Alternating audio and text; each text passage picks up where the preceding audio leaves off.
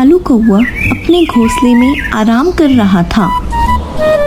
छी, ये क्या जिंदगी है। जिंदगी कैसी होनी चाहिए। खुद का एक सुंदर घर हो, एक अच्छी सी बीवी हो जो मुझे घर बैठे बैठे बाहर से खाना ला कर दे। मेरे और मेरी बीवी के 2 प्यारे प्यारे बच्चे हों जो मुझे पापा पापा कहकर पुकारें। अरे बाप रे, मैं तो सोचते सोचते बहुत ही दूर चला गया। जंगल में सारे पंछियों का अपना अपना एक परिवार है। उनकी बीवियां उनके पति की कितनी अच्छे से सेवा करती हैं और एक मैं हूँ। घर का सारा काम मुझे ही करना पड़ता है। अनाज भी मुझे खुद ही जाकर लाना पड़ता है। चलो, अब बहुत भूख लगी है, बाहर जाकर कुछ खाना लेकर आता हूँ। कालू अपने घोंसले से खाना लाने के लिए निकल पड़ता है। रास्ते में उसे कुछ पंछी पेड़ पर गप्पे लड़ाते हुए दिखते हैं। तभी लाडो चिड़िया कालू कौवे को आवाज लगाती है। अरे कालू, कहाँ जा रहे हो इतनी जल्दी में? कालू उन पंछियों के पास आ जाता है। अरे कुछ नहीं बहन, मुझे भूख लगी थी, इसलिए मैं खाने की तलाश में बाहर निकल पड़ा। तभी सुंदर उल्लू कौवे से कहता है, तेरी लाइफ कितनी अच्छी है कालू। ना बीवी का टेंशन, ना बच्चों का।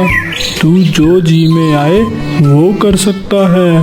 काश मेरी भी लाइफ तेरे जैसी होती। हा।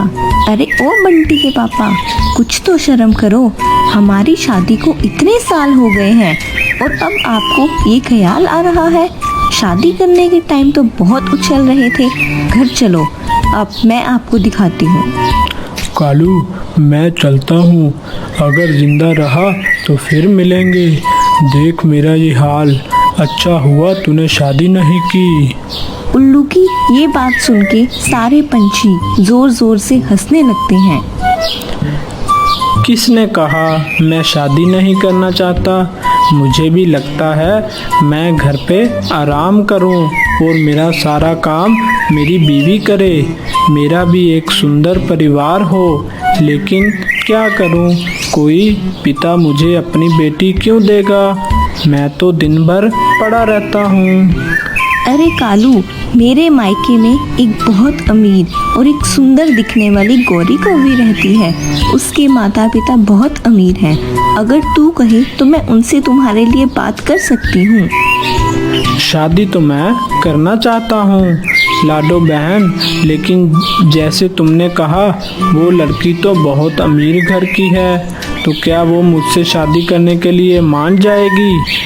अरे क्यों नहीं मानेगी, मैं मनाऊंगी उसके माता पिता को। हम उनसे झूठ कहेंगे कि तुम इस जंगल के राजा हो और तुम्हारा इस जंगल में एक बहुत बड़ा महल है। तुम भी बहुत अमीर हो। नहीं, ये तो गलत बात है रानो। अब इस कलमुहे कालू के लिए बेचारी गौरी कौवी की जिंदगी बर्बाद नहीं कर सकते। मैं इस शादी के खिलाफ हूँ। मीनू मौसी, हम सबको पता है कालू कुछ काम नहीं करता, लेकिन वो दिल का बहुत अच्छा है।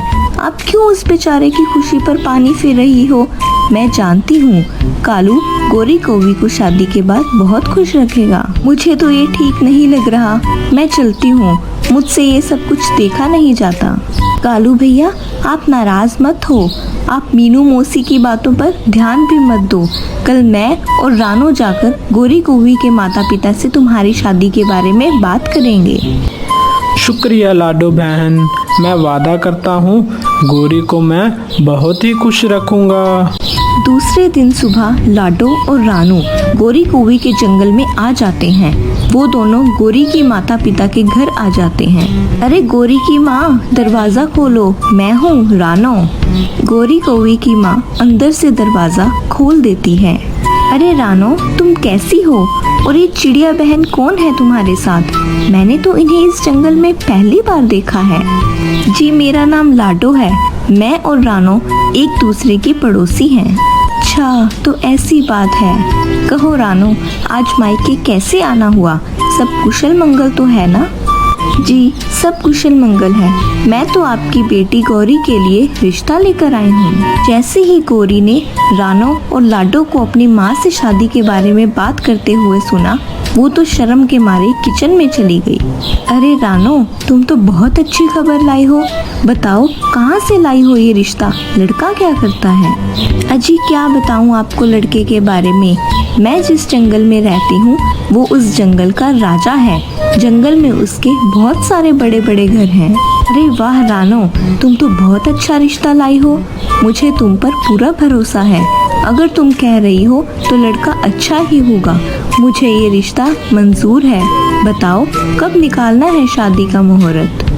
आप राजी हो तो अगले हफ्ते का ही निकाल लेते हैं। हमें हमारे राजा जी की शादी की तैयारी करने में इतना वक्त तो लगेगा ही।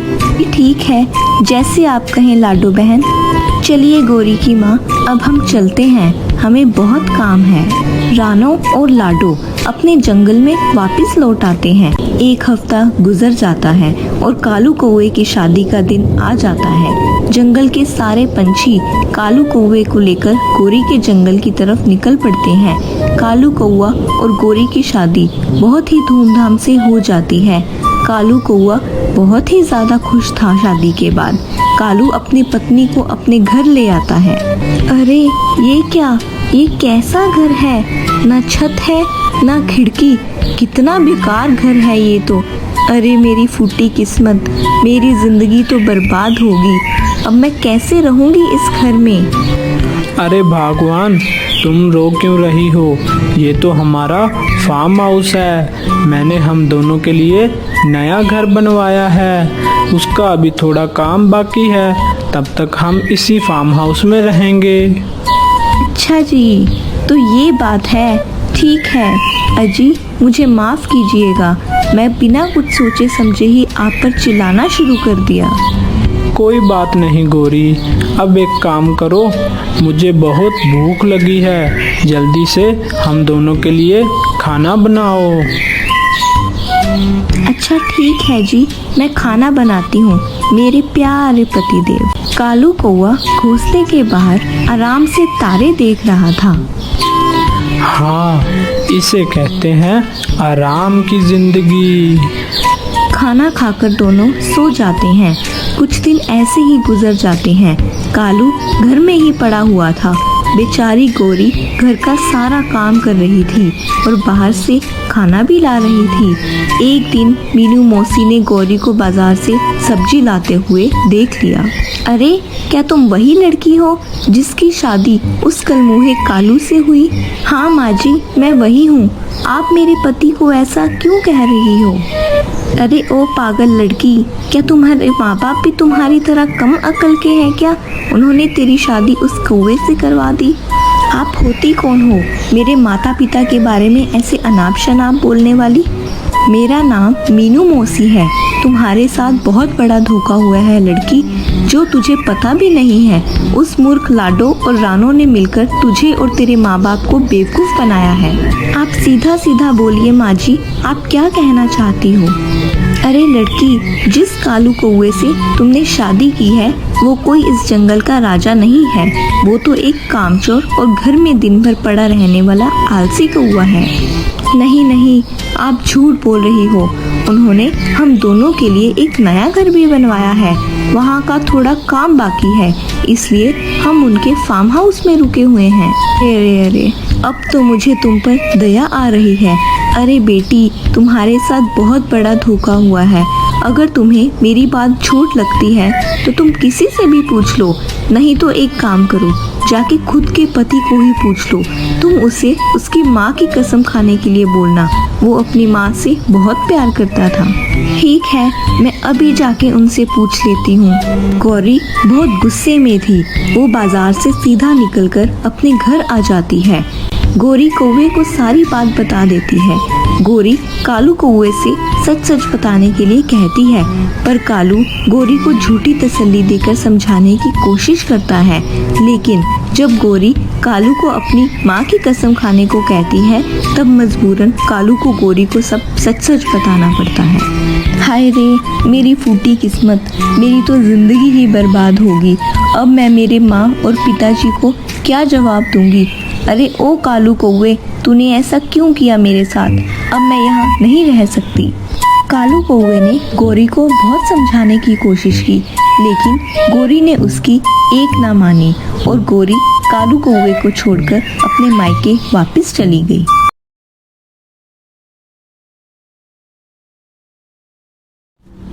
वह बहुत सूना जंगल था। लाडो चिड़िया के बच्चे स्कूल गए थे।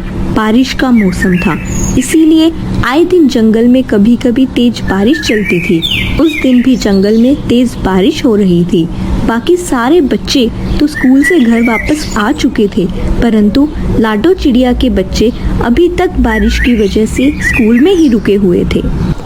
भैया, ये बारिश कब तक चलेगी? ये रुकने का नाम ही नहीं ले रही।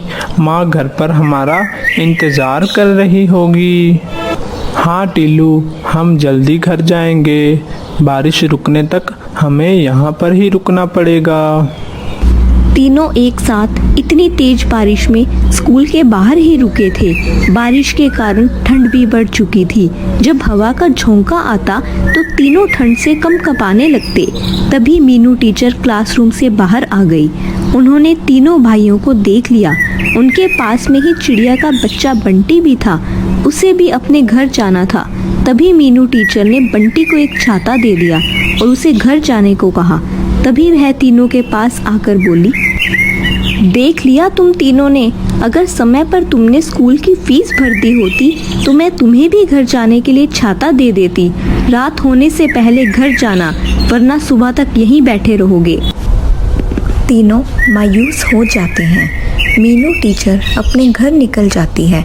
इधर लाडो चिड़िया बच्चों के घर ना आने पर परेशान हो चुकी थी।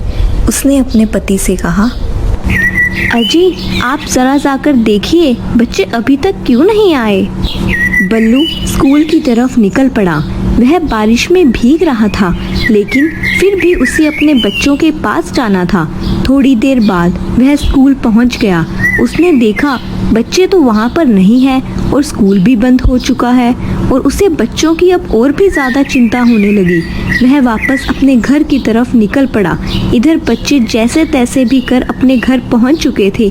लाडो चिड़िया उनको देखकर बहुत खुश हो गई और साथ ही साथ चिंतित भी। अरे बच्चों, इतनी तेज बारिश में कैसे आए? माँ, हम बहुत देर तक स्कूल में ही रुके हुए थे, लेकिन बारिश तो रुकने का नाम ही नहीं ले रही थी, इसलिए हम जैसे तैसे करके घर वापस आ गए। ठीक है, चलो अब अपना सर पोंछ लो, वरना सर्दी लग जाएगी बच्चों। लाडो ने बच्चों का सर पोंछ दिया।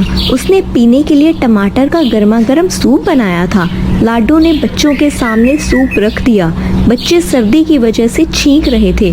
उन्होंने भी अपनी माँ के हाथ का सूप पीना था। बच्चों ने सारा सूप सत्कर करके पी लिया। थोड़ी देर बाद लाडो का पति घर वापस आ जाता है।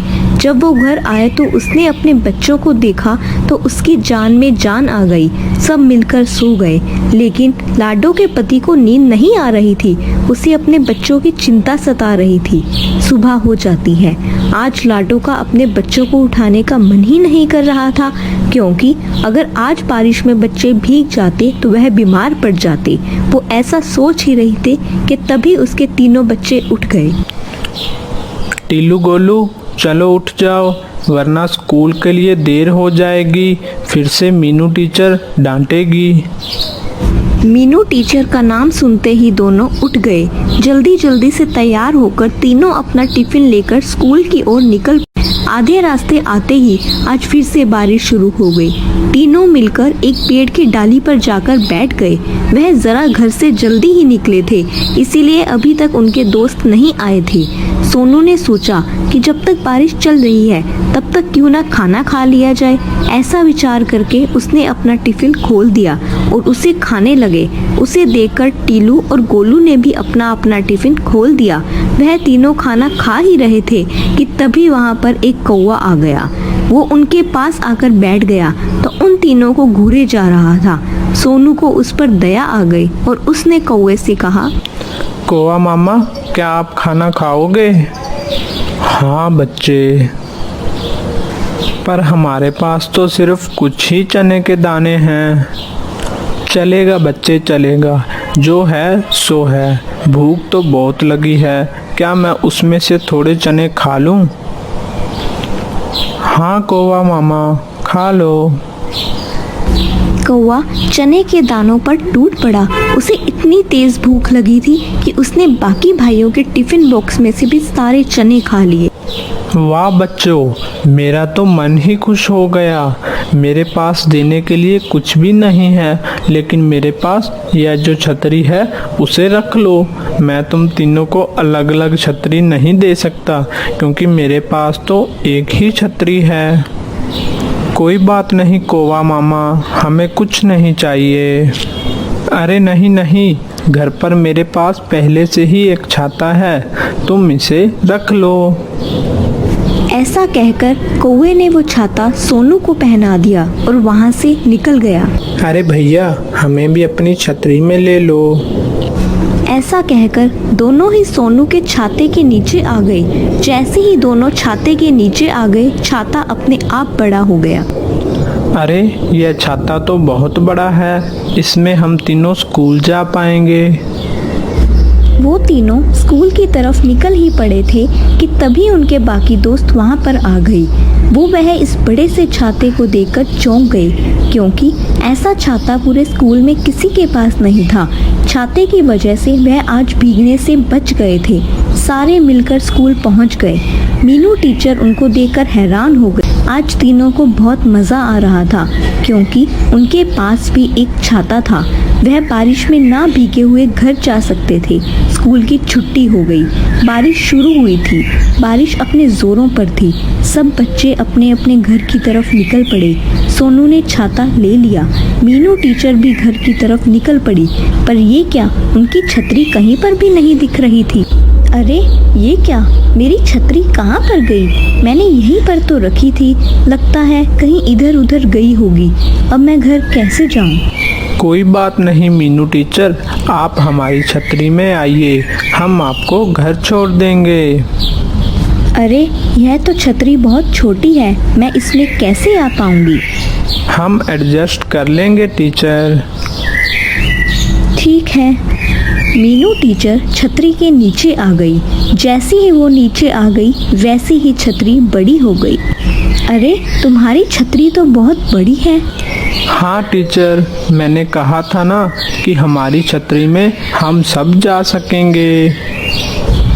तभी गोलू ने बाकी बचे हुए कुछ दोस्तों को भी आवाज़ लगाई और वो भी छतरी में आ गई। जैसे जैसे वह छतरी में आते गए, वैसे वैसे छतरी बड़ी होती गई। रास्ते में सोनू ने अपने अपने दोस्तों को उनके घर छोड़ दिया। वह मीनू टीचर के घर पहुंच गई। मीनू टीचर को अपने किए पर पछतावा हो रहा था। घर आते ही मीनू टीचर ने बच्चों से कहा, बच्चों मुझे माफ़ कर दो, मैंने जानते हुए भी तुम तीनों को भला बुरा कह दिया। ऐसा होते हुए भी तुमने मेरी मदद की। कोई बात नहीं टीचर, अब हम चलते हैं, माँ हमारा घर पर इंतज़ार कर रही होगी। तीनों फिर से अपने घर की तरफ चल पड़े। जब वह घर आए तब लाडो चिड़िया और बल्लू चिड़ा बहुत खुश हो गए। सोनू ने सारी घटना अपने मम्मी पापा को बताई। उसे सुनकर लाडो चिड़िया को तो भरोसा ही नहीं हो रहा था। देखा बच्चों, अच्छा कर्म करोगे तो उसका फल अच्छा ही मिलेगा। अगर आपको हमारी स्टोरी अच्छी लगी तो चैनल को सब्सक्राइब करना मत भूलिएगा।